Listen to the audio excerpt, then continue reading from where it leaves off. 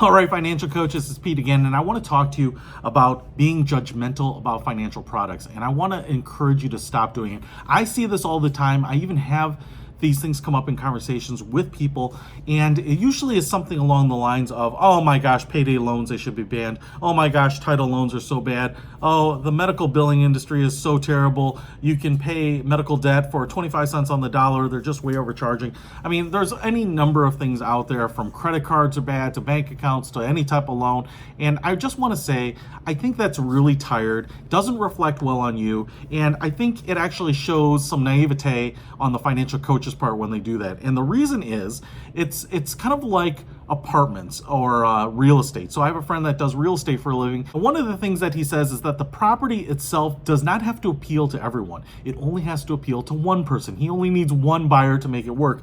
And that's the reality of products. Now, financial products are very different, very complicated, and I think they've fallen into their space because of the free market. Now, one of the things, and I'm going to call out a couple of them here and talk to you specifically about them. First of all, payday loans. They're an easy one to beat up. I've done a lot of research on it. I don't think that they are nearly as intuitive. I've used probably every financial product that I can think of. I have used a payday loan, a cash advance on a credit card, a title loan before, and not that I was just using them for experimentation purposes, but in some cases, very early in my career, I had to use them because they were the best product, or sometimes the only product that was available, and sometimes they really pulled me out of a jam. And living and growing up in Detroit, and then living and working in the south side of Chicago for a while, I really saw a lot of people using them. Now, obviously, if they can get other options, that's great. But I think we often bash a product because there are better options, but they're not available to those people. And sometimes we're disconnected from the reality of what people can get because of their credit score or credit worthiness. So let me talk about payday loans for a second. I get that the interest rates, the effective interest rates that they charge, are huge, humongous. If you go and you borrow $500, you will probably have to pay that back within a couple weeks via a check, and you'll have to pay $20, $25. I don't know what the current rate is now. And on an annualized basis, that is a lot of money. However, to be able to put your hands on several $100s of cash for the price, the actual nominal cost of $20 or $25, is actually pretty affordable. And for a lot of people who cannot get a loan because of their credit worthiness, and are not really getting a loan but are getting fronted cash because of their pre-writing a check, like post-dating a check for the cash advance place later, I think is a good option, especially if the choice is not keeping your lights on or not putting food on the table. I think the cost of that is actually pretty affordable.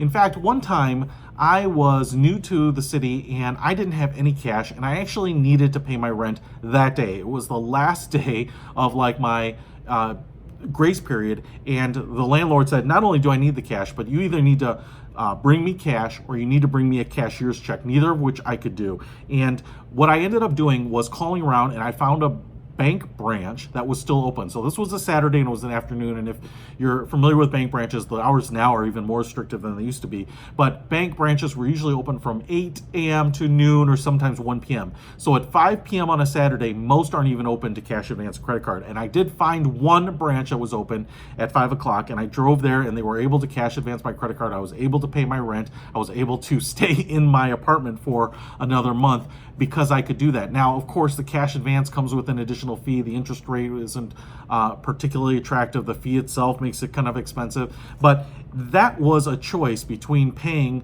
$15 as a fee to cash advance my credit card to get the $500 so that I could pay my portion of the rent, or not.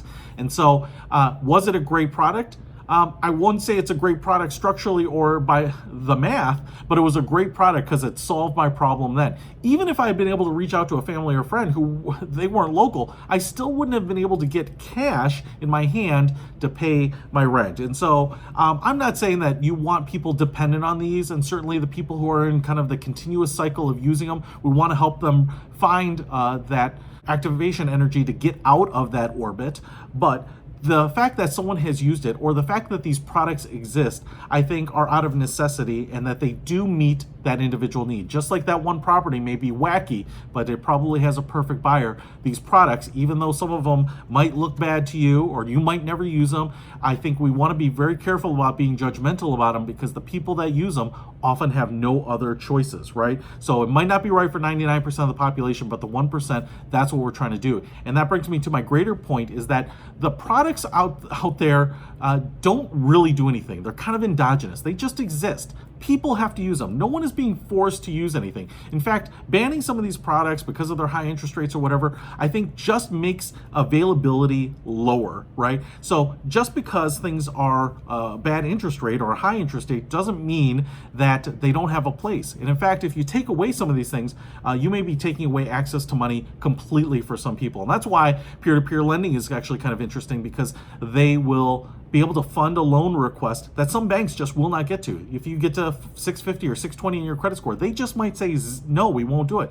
But if peer-to-peer lending is going to go to 580 or 550 even to help fund someone, even with a higher interest rate, right, those people still have to voluntarily take it, and sometimes they have no other option. So I do like the fact that they like that. Now, I will also say, as a financial coach, it's not a problem to judge, but it's the way we handle it, it's the way we express it is most important.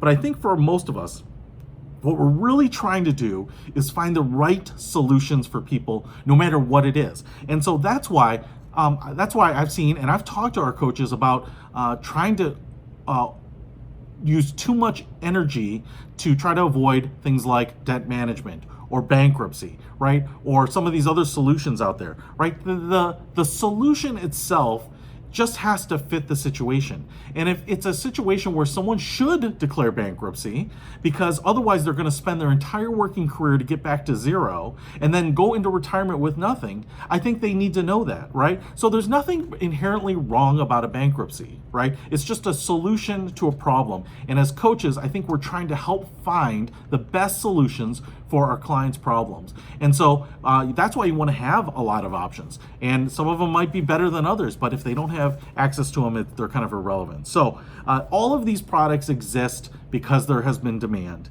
Yes, we want to work to lower the demand so that people have access to better products that are going to help them pay less interest to get ahead financially. But that doesn't mean that any products are bad. They just might not be right for you. They might not be right for 99% of the people. But having access to them allows us to help people and our clients find the best solutions for them. So that's all I want to say about that. Stop being judgmental about products. The products didn't turn anyone into spending zombies or anything like that. You're going to work with the individual, use the best products you can find, and make a difference in their life. That's it.